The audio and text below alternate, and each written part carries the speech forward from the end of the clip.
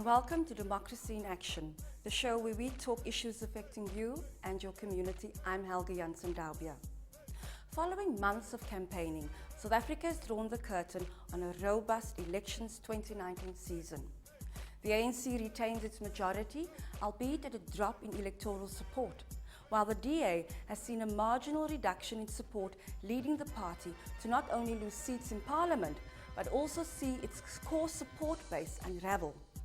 The DA's loss, however, seems to be the Freedom Plus's gain, while the De Lille DA battle has resulted in Auntie Pat gaining votes and seats.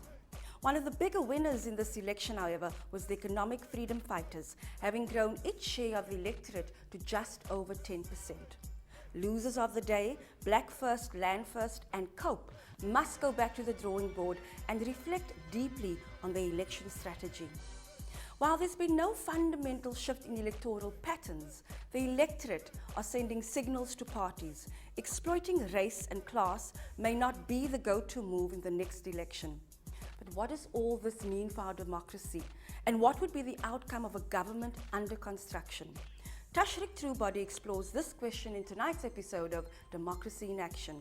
But before we go to Tashrik, let's hear what South Africans had to say about elections 2019. We are proud once again to meet this mandate.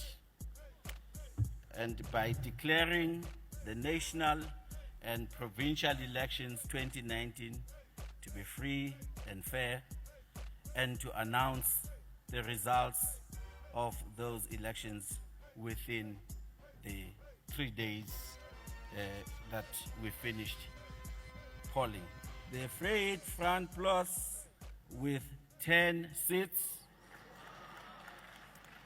Inkatha Freedom Party with 14 seats, and the Economic Freedom Fighters with 44 seats.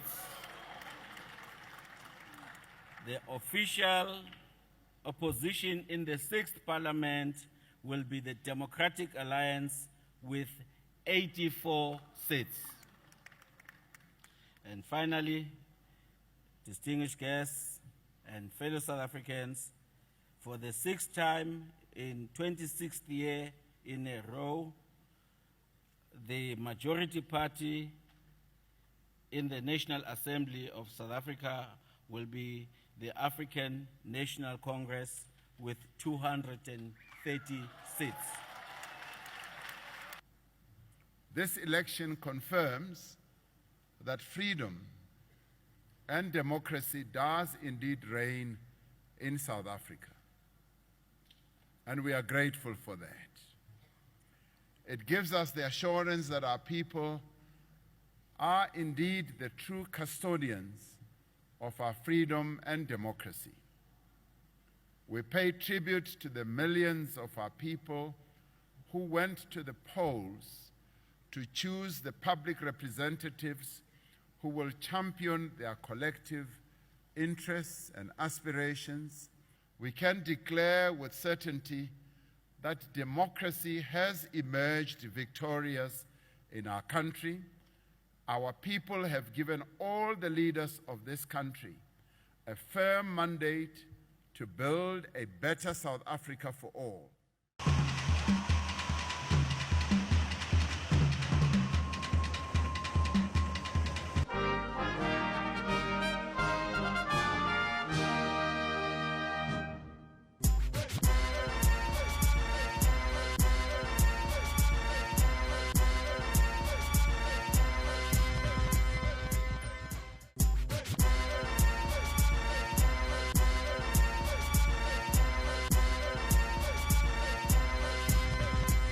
Welcome to Democracy in Action, the expression of which we saw on May the 8th. It's been an interesting election. It has come, it has gone, and now political parties are seized with formulating either a government or send their representatives to Parliament. We take a look in this edition of Democracy in Action this evening at just what the elections meant for South Africans, what the outcomes mean for South Africa, and how to go about formulating governments that will be held accountable. Joining me for this conversation is Lawson Naidoo. He's the Executive Secretary for the Council for the Advancement of, of the South African Constitution. Also with us this evening is Sanusha Naidoo, a political analyst. Thank you so very much for having joined us here, and a very good evening. Good evening, thank you.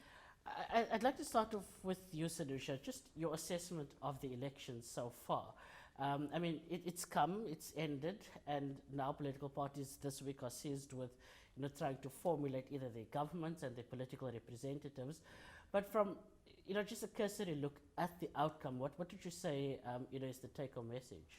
I think there are quite a few takeaways from this election, particularly in terms of voter turnout. I think voter turnout was low, even lower than the 2014, and that in itself is an important message to take away in terms of trying to figure out and trying to understand why did voter turnout come out at 17.6 million people, which just shaved under, I think, 66% of voter turnout.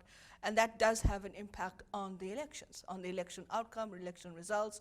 And it also tells us, for example, when you start to then look at the actual percentages and the votes, and not the votes, the seats in parliament, who were the winners, who kind of lost, who kind of made gains, etc.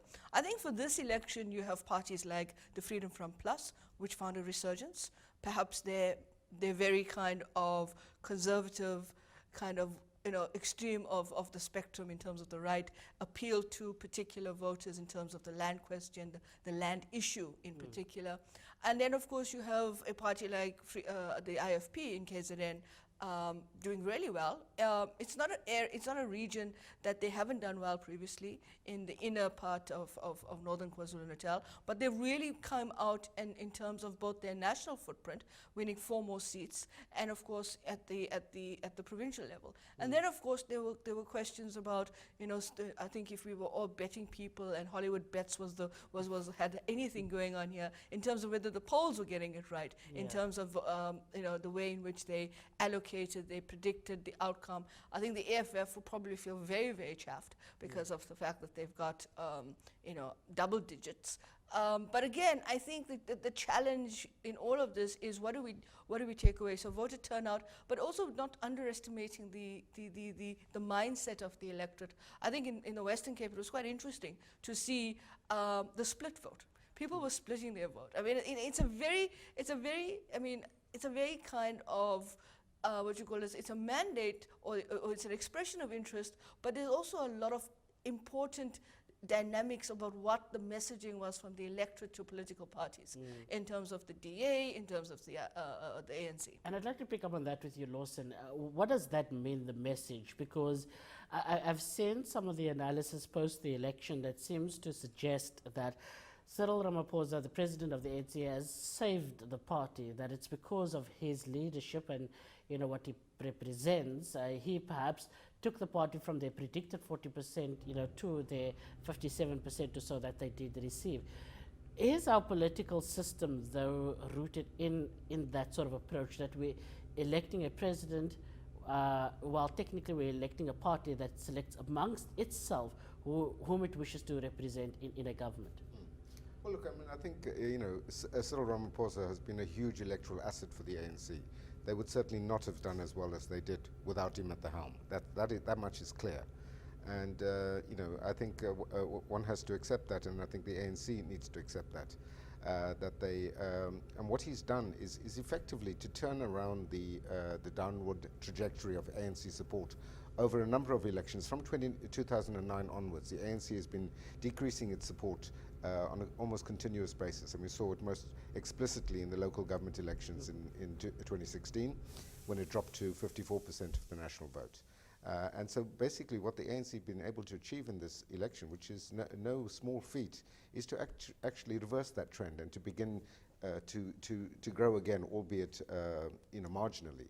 But I think from an ANC perspective, they will be hoping that this marks the start of a new era of support for the ANC. But having said that, coming back to the issue of voter turnout, and yes, we talk about 66%, but less than half of eligible voters actually voted. We have 9 million people who weren't even registered. to vote. So you've got an eligible voting population of over 36 million. And just over 17 million voted. And do you think that I think is a strong message. Is that an apathy issue, or is that just, democracy under threat? What did you attribute this to? I don't think it's an apathy issue per se, because I think South Africans are very vested in our future, in our democracy, and in the direction of this country. I think what we're seeing is a lack of trust, a trust deficit between political parties and the electorate. And I think that's across the board. It's not just an ANC problem. It's a problem for all political parties. And in particular, I don't think political parties have been getting their message out to the young people of South Africa. They're not addressing their concerns in a way that is meaningful and with a message that lands. So young people are opting out of the political system. It's not that they don't have a voice and they don't express themselves, because we see on a daily basis that they do. They just do it in different ways. And I think this is something that political parties are going to have to deal with in the next few years, is how do we get those young people back? How do we get their voices heard properly so that we can address the concerns? I mean, for a country that's sitting with a youth unemployment problem of over 50%, I think that, in a sense, that may explain why so many young people feel left out of the system, that the system doesn't work for them. And we've got to fix that. And notwithstanding that very real threat around young people just not participating, Sanusha, I'd like to pick up on the type of support that we did see generate for parties like the African National Congress. It still having tipped over 10 million votes from those that did participate. It's a party that still enjoys, majority support. I think if you want to basically take that argument to 94, 99, I think there was a strong traction. I think this time around, I think the ANC was also very worried because a 9.9 million versus a 10 million is also a psychological barrier as well. Yes. So they just tipped the 10 million mark. So I think they were quite chuffed that they did that. But the thing here is that this demographic profile of the country is changing rapidly. And the point that Lawson was making about just less than half of the adult voting population voted. I mean, it's under 38 million. And if the population is increasing, and if you're not capturing the imagination, you're not being innovative, you're not messaging and creating traction, then the challenge for you is that you shouldn't be comfortable with 57 either. You shouldn't be comfortable with 10 million. You shouldn't be comfortable with anything that tells you that you're not basically moving with the times, with the trend in terms of the demographic profile. But that's just not an ANC problem. It's across the board, even for the Democratic Alliance. The Democratic Alliance has to be very careful in assuming that its support base is static. It's not. It's changing. You've got demographic growth in different contexts of the province. You've got demographic growth amongst the different racial groups in the country, and so. Perhaps there's something to be said, is that as there's one section of a conservative element, and it's not a massive element, but it's definitely one that's there, moved out of the DA into the Freedom Front Plus. Now, does this give the DA a little bit more flexibility and strategic maneuverability to say, how do I get into that footprint in terms of getting the black youth into my party? Can I be imaginative? Can I get them in? The challenge for political parties is they need to start thinking about the changing demographic profile, the growth, population growth. If we're adding about, say, 5 million people, I don't know how, over a year or 18 months to 2 years to the population, that means that we should, voter turnout, and according to the numbers, if we have to calculate it, was 48% and not 66. Well, it's an interesting statistic, which I think is important to try and formulate just, what the will of the people means. And perhaps to pick up there, Lawson, how, sort of just a practical approach here to understanding our politics. Is the sort of results and the trends that we've seen, does it give us a sign of a maturing democracy or more so, and I think Sanusha alluded to how you can't take into consideration 94, 99. What we're beginning to see potentially are more structured political patterns in terms of support and even just how affluent these things can become. I think what we've seen in this election is a very fluid electorate. Yeah. And I think that it's demonstrated by the polls that were so wrong. because of their methodology and because they didn't allocate undecided voters appropriately. And that's why we had this vast spectrum of, some polls showing the ANC just getting over 50% and others saying they would get beyond 60%.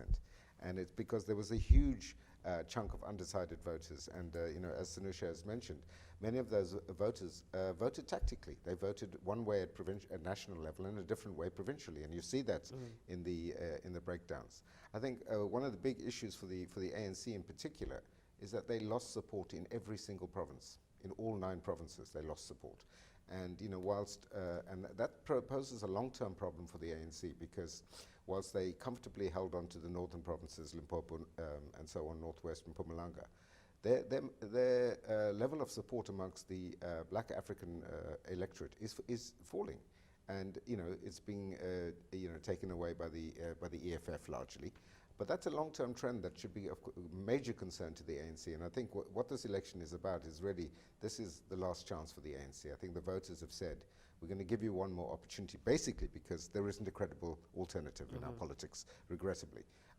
And I think the ANC have now been put on terms by the electorate to say, you now need to deliver. We've heard your messages, Mr. President. You're talking about fighting corruption, state capture, reducing the size of government, creating a more effective and efficient government. And people want to see that. And I think the time for rhetoric is now long gone. People's patience is wearing thin. Sanusha, let's talk Western Cape. Has the DA also been put on terms, having lost some support? No, I think it has. I mean, I think the DA has been, from 59 point, just over 59% to just over 55%. Yeah, they may say we still got 24 seats. We didn't lose. We only lost 2 seats, but 2 seats is 2 seats. For the DA in the Western Cape, I don't think that they are growing in the way that they wanted to grow. I think that they're kind of constrained by the spatial optics and the way this province is organized, both physically, infrastructurally wise, and just in the terms of how they deal with the province. So I think one of the bigger challenges for the DA is the message also that, yeah, we'd like you to be in the province, but we're not necessarily ready for you to be a government in waiting for 2024. I think for the DA as well, the message for them is, you got to worry about the fact is, have you been innovative enough in your election campaign? I mean, I think in places like Gauteng and stuff with the Isidimeni, those posters, etc. For me, it goes back to the 99 period where the DA used the fight back kind of election messaging. They just got it horribly wrong now. That's not what the electorate is looking for. Perhaps for a party like the Freedom Front Plus, slaan terug makes sense, right? Yeah. But in the case of the DA, you need to start evolving. So I think the challenge for the DA as well is how connected they are in those wards that they won, in those areas that they won. How connected are they with the electorate? With the people in those wards with regard to the kinds of issues they should be taking. The problem I think the DA is having, as much as they criticize the ANC, is that they also try and voting in particular ways as a block party, in terms of the representatives are now in different wards, in different areas. They are voting as a block party. So if there's a message to the ANC that, you know what, we put you on notice, I think the DA also has to deal with some of these issues. It cannot be business as usual. Yes, we got the Western Cape. We got a local government election coming in as well. So I think in some of the wards that I've seen, not just in the Western Cape, but in Johannesburg as well, where the DA didn't return in those wards. Let's use an example, Bo-Kaap. Bo-Kaap is a Exactly. massive shift in political support. Yeah. And that community in particular has been dealing with issues around water bills, property rates, electricity that's been skyrocketing, gentrification. Do these wards signal potentially what is looming for the DA in a local government election?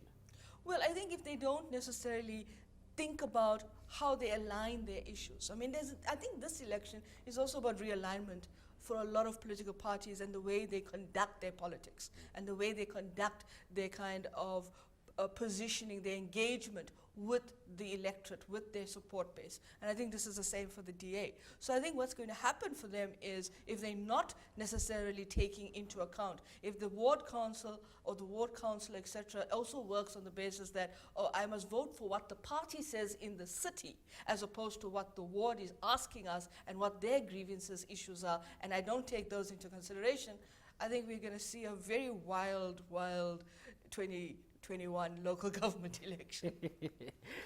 How much of that, Lawson, should worry political parties at this time? I mean, I hear some of them are already looking forward to the municipal election. Do you think that, both for the DA and the ANC had given the somewhat rise of smaller political parties that it's a really fair game in a local government election, and that really we could see even political patterns shift even further? I think, as I said, we've got a very fluid electorate at the moment, and I think that's not going to change. I think political parties will make a mistake if they simply focus on the local government elections in 2021. I think what people of South Africa are saying, we want to see action, we want to see delivery. And I think, if political parties don't deliver that, then we're going to see, a reduction in voter turnout again, and people turning their backs on parties. So I think that's the first thing, and it applies to all the political parties, and and how effective you're going to be in opposition. And I think one of the big problems that the DA faced in this election was that it was trying to be all things to all people, and its message wasn't, consistent. It was delivering mixed messages, mixed signals to the electorate, and they failed to adhere to the cardinal principle of politics, which is to look after your core support base, and they didn't do that adequately. But what is that core base? I mean, that's the. I listened to the type of reaction that we've seen, to whether Musi should be held accountable for the essential loss in support, or the fact that they haven't really grown in this election. But what is that core base? Is it a white minority core base? Well, it is that, but I think there are a number of core bases that they have. So it's the white electorate by and large, and we saw them lose some of that as to the Freedom Front Plus, but also the coloured electorate here in the Western Cape. And they shifted their focus in this election away from the Western Cape to Gauteng. Put a lot of resources into trying to get the ANC below 50%, and I think they failed to look after the Western Cape, and we've seen that in the reduction in support here. So for the DA, it's a particularly poor election outcome. Not only did they lose 2 points nationally, on the basis that this was the best opportunity for them after 9 years of Zuma misrule. They were not able to capitalize on that, and that's going to surely be a severe setback for them. And they may end up trying to use Musi Maimane as the scapegoat, but it's not purely his responsibility. It was the party as a whole not being consistent enough, not addressing the key issues in South African politics is about transformation and growing the economy in an inclusive way. They fudge those issues. Their policy on transformation and affirmative action doesn't endear them to the electorate, and they've got to grapple with those hard decisions if they're going to become a serious player that is going to attract black electoral support. Yeah. In fact, as a serious follower of news, I myself can't pinpoint exactly what their position is on transformation. They have a diversity clause, but what that means, many South Africans don't really it's know. open to interpretation. Different people within the DA interpret that diversity clause in very, very different ways. So that they're not on message. Yeah. Well, this is the question that the DA now faces. In fact, the conundrum that they face as they try and assess just how they performed in the elections. We all know how they performed, but the type of money and the resources that were put in, some very serious questions need to be asked of the Democratic Alliance, and in fact, they're doing so at this very time. We're going to go for a break. Once we return, we look at the rise of smaller political parties. Is Anti-Pat here to stay? How good is good? And we also take a look at the Freedom Front Plus, which, as we discussed, has had a great showing at the polls, some of which has seen their core base being re-energized. We'll get into that and more shortly after this. Do stay with us.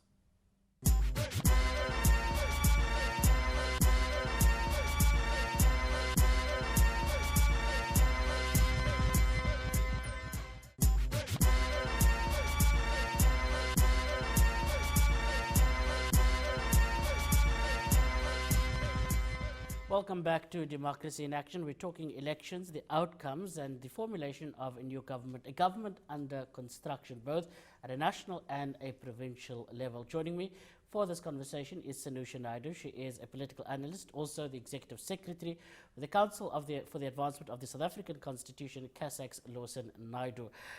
Let's quickly take a look at these smaller guys that have contested elections. And 48 political parties, that's a lot of money to put up, lots of betting to see if you're going to be able to convince the electorate. I feel very sorry for some of these guys that lost quite a bit of money. But, it's been, for me, a very polarizing election in that there were so many options to choose from, so many different issues to have to contend with. But we saw certainly in the outcome of this election, Sanusha, the rise of Patricia de Lille's Good Political Party, which I don't think was that much of a surprise. We knew that she will have a showing at the polls, but to what extent we now see about a 4% political party. And the increase in support that the Freedom Front Plus did get. Let's start with Auntie Pat. What does her electoral performance vote mean, not just for her, but for Western Cape politics? I think generally the tagline could be that she's a survivor.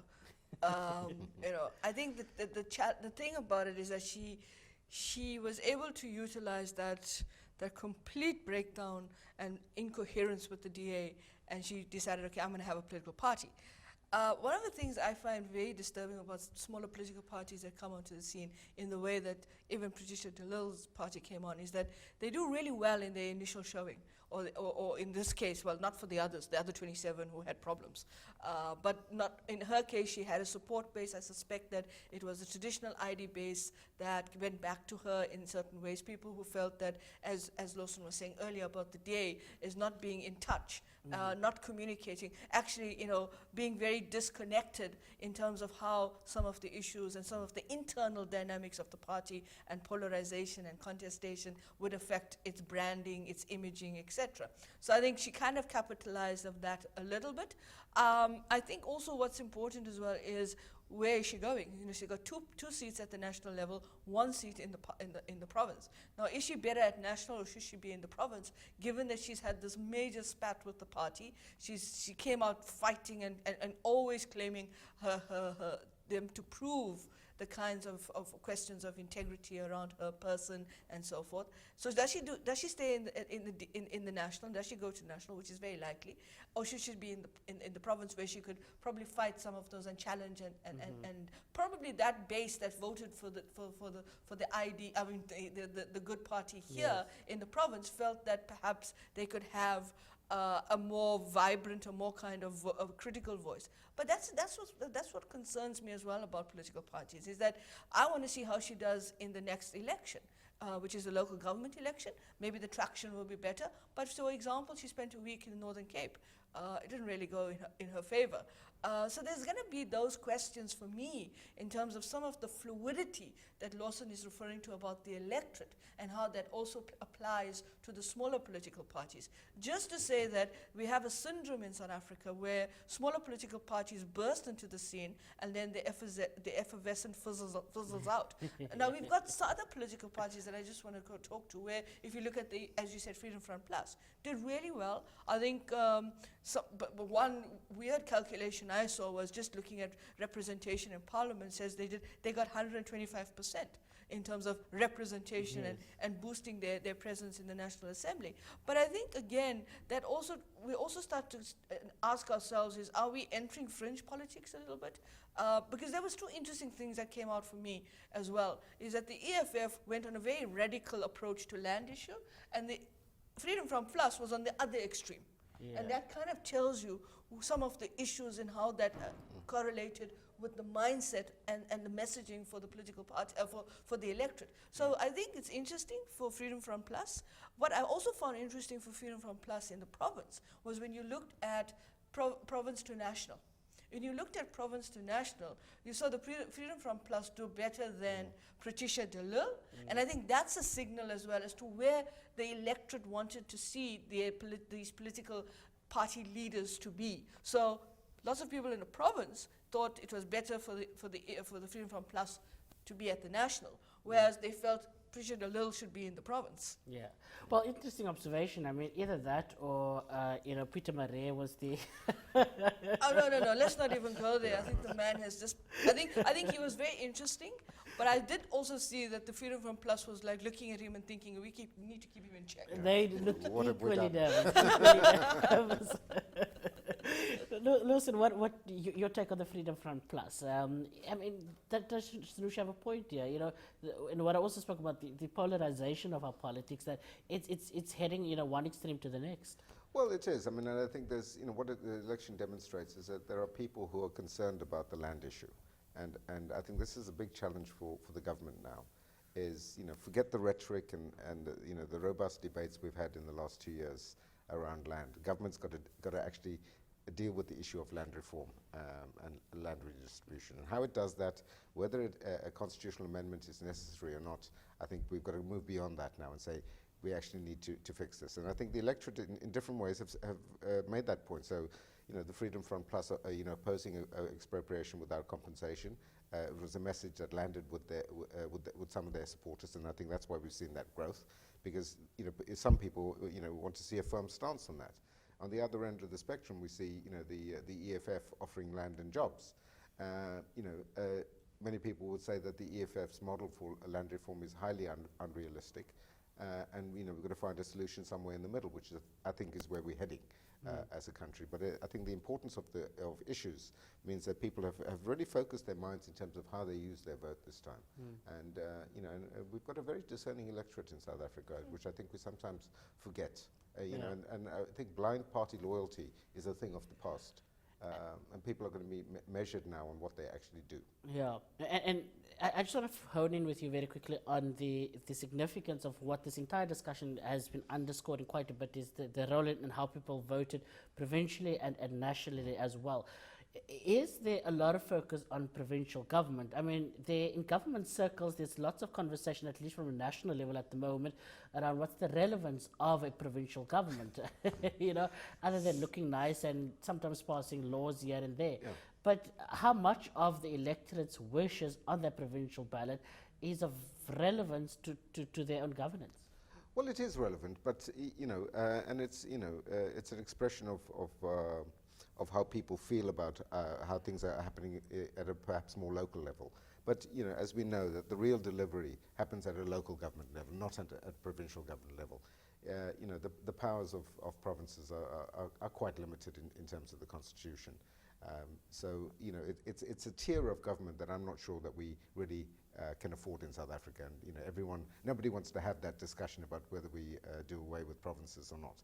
But I think at some point that debate is going to have to happen, because we have to have a job for Supra. Come on. well, exactly, and this is but this is exactly how we ended up with this three-tier system of government, was because of the compromise in the constitutional negotiations in the 90s. It's about it really is about patronage, and it remains that to this day. Yeah. And I think it suits all political parties to keep that system in place. Yeah. Sanisha? Yeah, just on that point, I think it also makes a valid point, because we've always been arguing, what's this tier system? And if you got this middle layer, which essentially is duplication of resources, I mean, just look at the amount of money that these provinces are essentially absorbing in an unproductive way. But look at some of the protests as well. People who are saying, I want to actually not be in this municipality. I want to go to another municipality. Could have been on the border with another province. So you kind of also getting the sense of, are these provinces in particular regions actually delivering on their services? So this is the other issue as well. Vuane, I love Vuane in terms of how in 2016 they decided to host a football match instead of going to vote. This time around they opened the thing, but they said, people can decide if they want to go vote. So I think what the other messaging from this is the fact that people are actually saying, you know what, these guys are sitting in the middle layer, they're not doing much, duplication of resources, perhaps it's a debate we need to return to. It absolutely should. And let's quickly have a look then at moving forward, right? So now there was an election. The expression of the will of the people is there. That's a lot of what we've been talking about. Political parties are now seized with selection of who's going to parliament. Now, those lists already have been submitted. What do those lists represent? And, just a very basic understanding, Lawson, of how these lists are formulated. Well, the parties are required to submit lists ahead of the election to the Electoral Commission. They supply a national list, a list of candidates for election to the National Assembly, and then they also submit regional lists from each party in each of the provinces. Submit regional lists for election to the National Assembly, as well as a provincial list for election to the provincial legislature as well. And it's on those lists have been submitted, and they can't be changed at the moment. Take the ANC as an example. They've been allocated 230 seats in the National Assembly. So we get the first list of 230 names. Well, 115 will come from the national list, from the national list, and the other 115 will come from the provincial list or the regional list. So perhaps just to explain how the allocation of seats is calculated. So the system that we use in South Africa is a pure proportional representation system where every single vote counts. So what happens is all the votes go into one big pool, and then you, whatever the total is, 17 million and whatever, and then you divide that by 400. Okay. It's on that basis, and then half from the national list and half from the provincial list according to the party's support. And that's how the composition of the National Assembly is determined. Is using that. So 200 from the various parties' national lists, and the other 200 from the provinces, and that is not split equally. So a province such as Gauteng, which has got the biggest population in the country, will have more representatives from their regional list to Parliament than, say, for example, the Northern Cape with a very small population. So it's weighted in that way, and that's how the other 200 are allocated. And the benefit of that system is that it gives broad geographic representation in the National Assembly. So political parties won't just choose candidates from the major urban areas only, and they're forced to allocate parliamentarians from across the country. So we have a real National Assembly with representation from all corners of our country. And Sanusha, those lists, what do we read from the politics of this list? I mean, I've seen in the lead up to the election how there was a strong criticism here for the ANC that still maintained the names of Nomvula Mokonyane and others, on that list, Batabile, Dlamini. But, it's a difficult job for even the president of the ANC or any political party for that matter, where there are very influential figures in that party that may be reflected on those lists. What do we read the politics from that list? Yeah, I think the challenge here is where do your allies lie on the list? So I think in the case of the run-up to the election and the fact that these lists had to go forward, there was also internal politics around how these lists were composed and who was involved in composing these lists. So I think the challenge right now with regard to who goes to Parliament and who will probably not go to Parliament based on these lists is essentially how the internal discussion will happen in the party.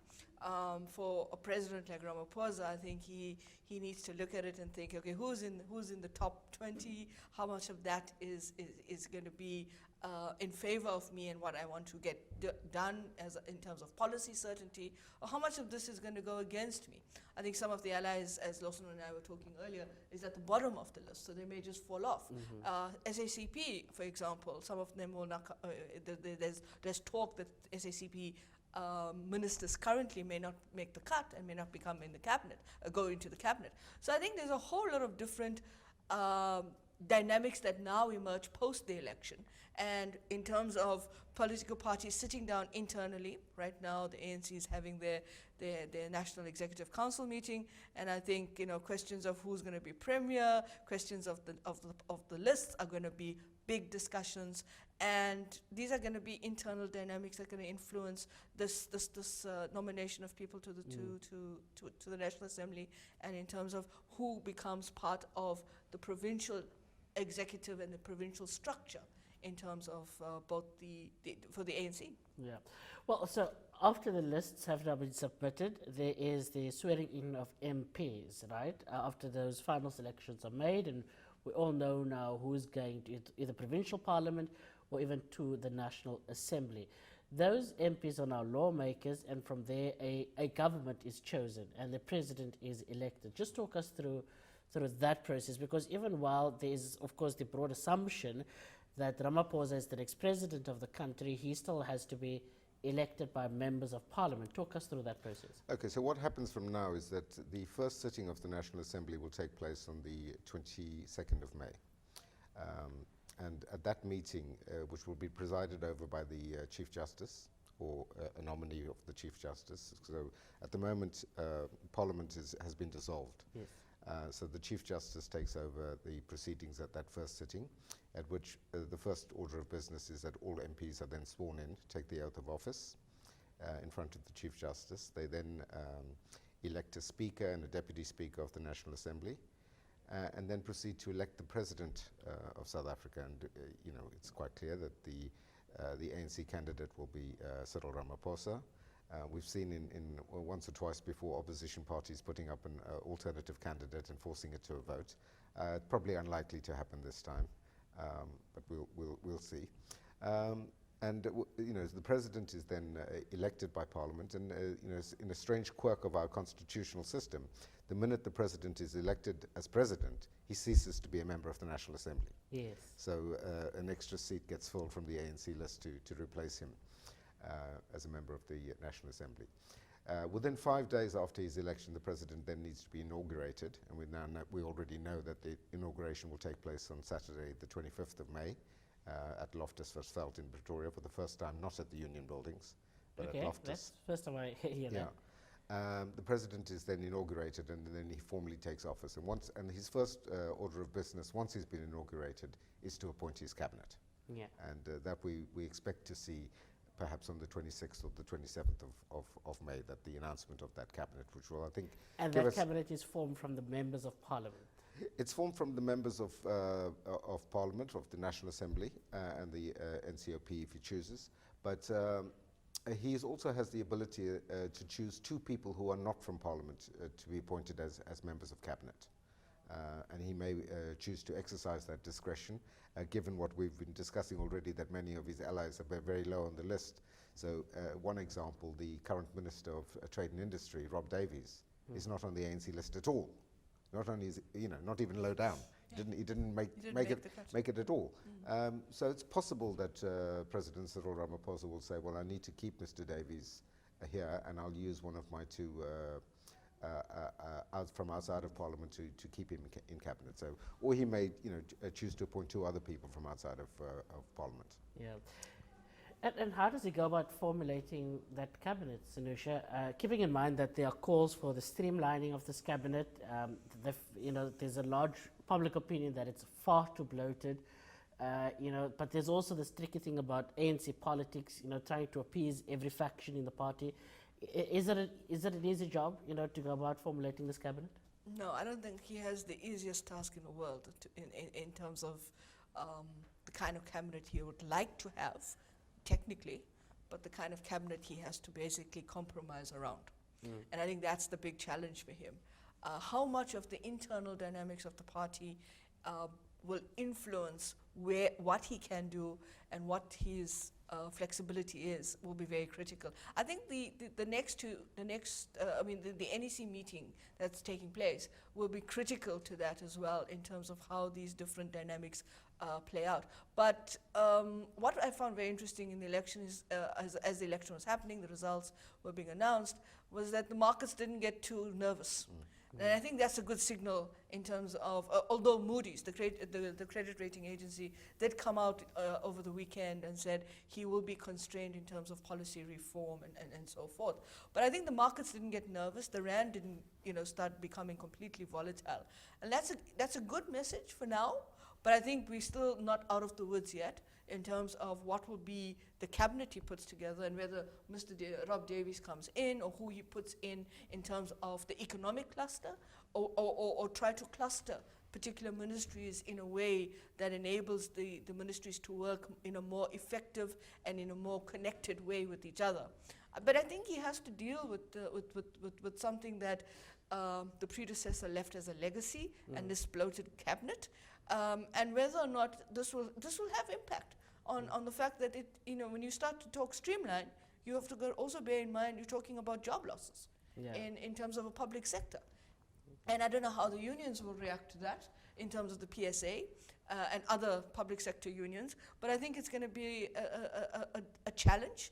And whether or not the ANC, as you kind of picked up in the optics in the room at the Results Operations Center, in terms of some of the stuff that was happening and how the body language and the responses is going to play out, I think it's going to be a very difficult place for him to be, and he'll need as much allies as he can. And whether he's managed to create some sway in the NAC as a result of the fact that you heard murmurings that it was important.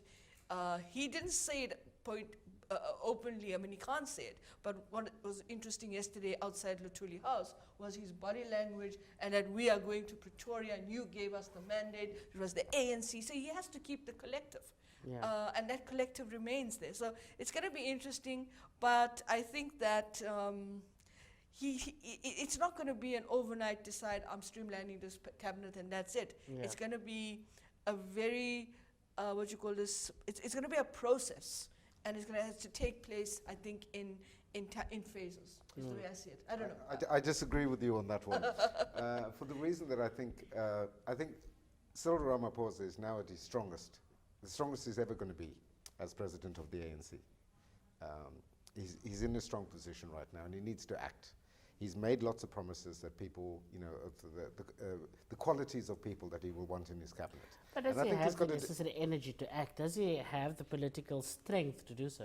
Well, that's the big question. You know, as I say, in my view, he should have. He should feel that he has that strength now. He's got a, you know, the ANC has done better than they feared. So he ought to be stronger and, you know, and to deal decisively with these issues. Because I think if we see this sort of phased approach again, you know, people are going to get very despondent and say, you know, it's more of the same. You know, there's no policy coherence. It's, you know, one step forward, two steps backwards. I think people are tired of that. I think that's the one thing, well, some people appreciated about Jacob Zuma. He wanted to act, and so he did. Yeah. Whether he did so appropriately is debatable. Yeah, but you know, I think you know, and you know, the markets are going to look at the composition of that the size of the cabinet firstly, as you've said, but also the composition and what message does it send out? Certainly in the key portfolios, the economic cluster. You know, what message are we sending out to the international investor community to say that we're ready for business? I think you're right. I think if it went over to about a 60% over, it was him. So he has that gravitas, that ability to say, you know, this is me, mandate. 57% is not a bad mandate either. No, it's not. It's not. But how does he deal with people like Batabili? How does he deal with Nomvulo? How does he deal with Malusi, Gigaba? How does he deal with Ace? Yeah, well, I think you know, Ace is, you know, that's the big I one. think the two most difficult ones are Batabile and Namvula. I think the others, you know, Malusi is quite easy. You know, he resigned from cabinet last year. I don't think he's going to come back anytime soon. But you know, and the message of unity that the president is talking about now, in the wake of this election, to say the ANC has won this election, we must pull together. There's a job of work to be done. Yeah. And I think it's you know, we've heard this term unity before the Nasrec conference, which it meant a whole different thing back then to Didi Mabuza and his supporters. It reminds me of our sausages made. It's not a good process. Just very quickly, we're running out of time, but I quickly want to talk about the role then of those MPs, those lawmakers, other than sitting in committees and the formulation of, you know, policies and laws of government and of the land. What's Parliament's role and their role in keeping government to account? Well, I think that's a critical question, and you know, I've used this phrase that we need to press the reset button now. We can't continue like we have done over the last few years, and institutions within our democracy need to come up and step forward and play their proper role that is envisaged under the Constitution. The reason we had state capture is because Parliament failed to do its job. It failed to exercise oversight of the President and over the Executive. And Parliament needs to you know, to reassert its authority now and to hold Parliament and to hold government and the President to account. You know, other institutions within our democracy need to do their jobs properly. SARS, the NPA, the Hawks, the Chapter 9 institutions. Each of those have a key role to play, and I think what we want to see now is each of those institutions doing exactly what the Constitution requires them to do. Yeah. So, Nusha, in 30 seconds, the way forward, politically, are we sound? Are we getting somewhere? I mean, I think that what Wilson said is critical in going forward. But I think the other thing that's also important is that people are saying, we also trust candidates, we trust people. We didn't vote for the ANC, we voted for Ramaphosa, but it was about his ability. So I think that there's an interesting dynamic about also revising or re-examining our electoral landscape. And of course, it'll be interesting to see what the independent candidates do in terms of that court case in the Constitution.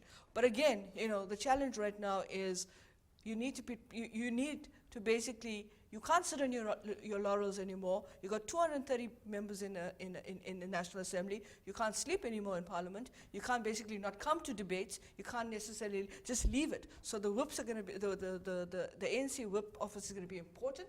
But it's also going to be the fact that people will be watching you on everything because they need to be there on different on policy issues, on lawmaking, on accountability, on oversight. So it's going to be not as easy as before. Not business as usual, says Sanusi Naidu and Lawson Naidu. Thank you so very much for having come through. Lawson is from the Council for the Advancement of the South African Constitution. Sanusi Naidu, political analyst in studio.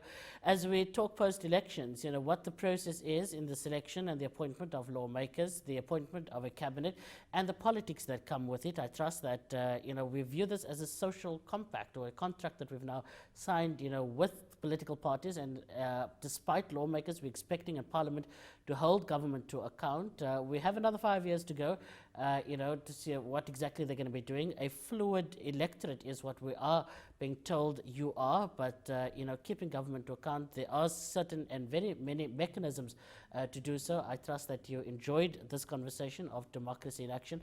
Until we talk once again, you have a good evening, and thank you so very much for tuning in.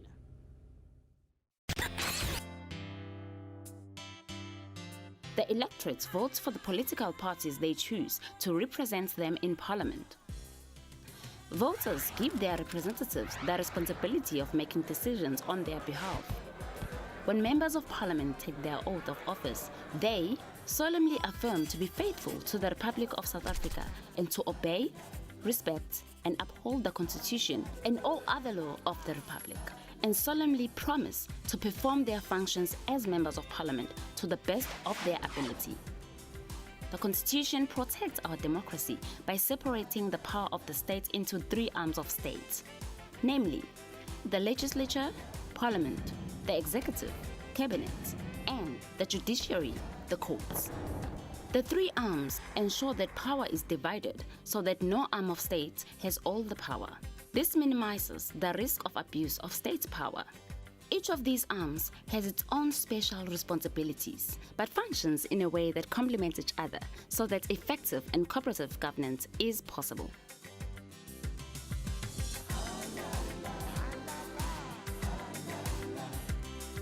To find out more about Parliament, go online to parliament.gov.za.